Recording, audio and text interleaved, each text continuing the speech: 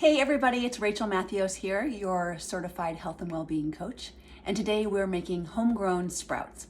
So I wanted to read a little bit this is from the MD Anderson Cancer Center website about sulforaphanes. So one of the amazing things about sprouts like broccoli sprouts is that it has 100 times the sulforaphanes as just a mature piece of broccoli.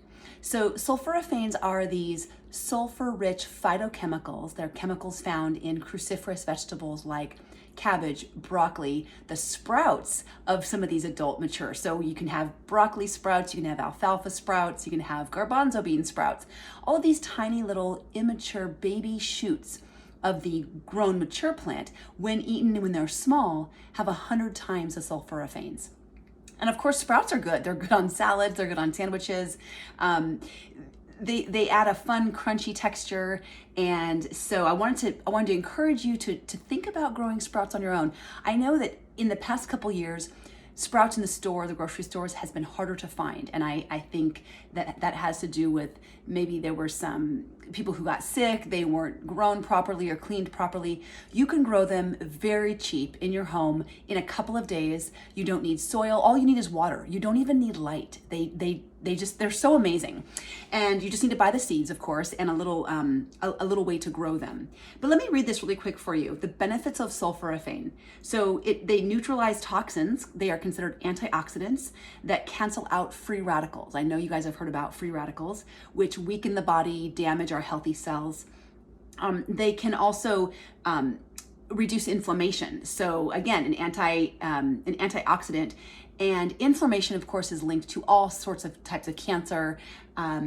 It can protect your DNA. Some studies are showing that sulforaphanes block mutations in DNA that leads to cancer. They may slow tumor growth. So if you have a tumor, it can slow or reduce the ability of those cancer cells to multiply. And the cool thing about sulforaphanes is that you don't have to do anything to get them available. Eat the broccoli, eat the cabbage, eat the bok choy, eat the cruciferous vegetables, or eat the sprouts of these foods. Okay, so let's make some sprouts. I will post a link at the bottom of this video to the types of sprouts that are the seeds that I buy, and also this is the it's called the Easy Sprout.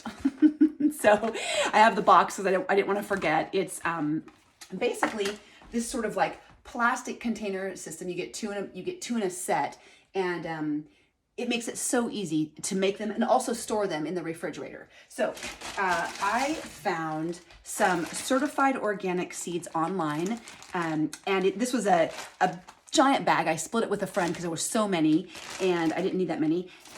And it comes with a little bit of every type of seed you could possibly imagine. And what I wanted to do is try out many different types and then figure out what I like the best. And what I'm finding is I really like the alfalfa sprouts, the broccoli sprouts, the garbanzo bean sprouts, the lentil sprouts. Some of the other ones aren't my favorite, and that's okay. So today I am going to do this mix. Can you see that? Lots of different types of seeds in there. This is, again, they're certified organic. This is green lentil, French lentil, red clover, and radish. Okay. I did this one last night. I liked it. I guess there's no broccoli or alfalfa in here, but we've got the lentils. All right, this is what I'm going to make. I'm not going to dig through the package. I thought this was the alfalfa or the broccoli, but that's okay because these are still really healthy, and you're going to have, let's see, well, I'm going to get the lentil. The radish, I don't know that radish is considered a cruciferous vegetable. I am going to dig because I want to find the broccoli sprout. I thought I had them out. Here we go. Okay. I found it. Here we go. You see that? All right. This mix is organic alfalfa, red clover, radish, and broccoli. Okay. So here we go. All you need is about, I don't know, a couple tablespoons. So this container comes with, this is there's no holes at the bottom. This one has the holes where the water can go through and they can sprout. So this is going to go in, but I'm going to put in this little filter that helps the seeds and the sprouts will grow. They'll attach to here. The roots will attach to here. So it kind of snaps into the bottom. All right. And again, there's slots at the bottom here because I'm going to rinse these every couple of days, and I'm going to soak them for a few hours to begin with. So I'm going to put this in here. I don't know. It says to do 1/4 cup, and that always seems like too much in the container. They don't seem to grow as quickly. So I'm gonna do 1 tablespoon this time. I keep playing around with it. I'm gonna do 1 tablespoon of seeds at the bottom there. I'm gonna fill it with some water because I need to rinse these and soak these. And I'll come back and I'll post, I'll come back and record what it looks like in a day or 2 days. So they're just gonna sit on my counter and soak for several hours. And then once they're done, see what I can do is I can pull this right out and then dump the water. Okay, so that's what's cool about this 2-part system. I've got a lid with holes on it so it can breathe, and it's just gonna sit on my counter. It does not need to be in the sun. It does not need a bunch of light. It could be in a corner in a cupboard somewhere. And I'm gonna let these soak for a few hours and then drain it out. And then tomorrow I'm gonna come back, do a quick rinse, and then let it drain and set it aside. And I'll do that every day until they start to grow and until I can start to eat off of them. Once they grow to a point where they're, a couple inches high and they look like sprouts, then I'm gonna transfer this into the refrigerator. I don't need to keep rinsing it at that point. I don't want it to mold. Once it becomes like the sprouts, you don't want to get it really wet because it can mold.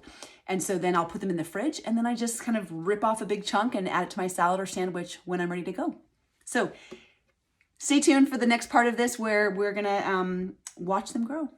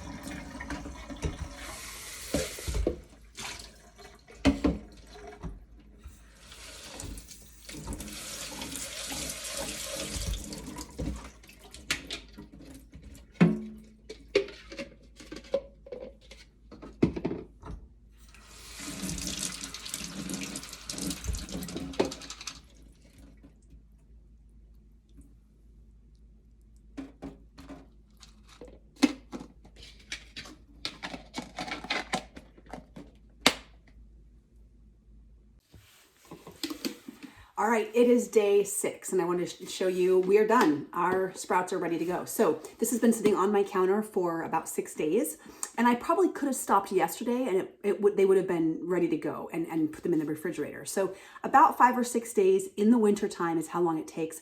Typically, it goes a little bit quicker in the summertime or the warmer days. But here we go. Top layer I showed you. This is like a bean lentil sprout mix. And so you can see that the roots are growing at the bottom. I think I rinsed these for 2 days in a row after the original first soak for like 6 or 8 hours. Okay, so you start off, you soak them for 6 to 8 hours, then you let them drain out. The next day you rinse them, the next day you rinse, and then you just let them sit on the counter until they grow and they're good. So this bean lentil mix is, these are going to be larger, obviously, because, well, here, let me show you that little guy that fell. Obviously, the sprout is growing out of the bean, okay? So this is gonna be a lot larger than your typical alfalfa sprout or broccoli sprout. These are a little bit more, chewy and robust. So, but these are great in a salad. They do add a little bit of the texture, a little bit of a crunch or a little bit of a chewiness, whereas alfalfa sprouts and broccoli sprouts are much more like, a green that kind of gets dispersed out. All right, so that's those. On the second layer, okay, remember that there's 2 parts to this. On the second layer, we have the, I can't remember exactly what it was. I told you in the first part of this, but alfalfa, broccoli, maybe clover. And this is a typical sprout that you would think of. And so I'm just gonna grab this whole thing. And there you go. Okay, so normally, let me set that down for a second. Normally, it is stuck to, and the roots have grown all the way through. And for some reason it detached, but you can see that there are roots at the bottom of this.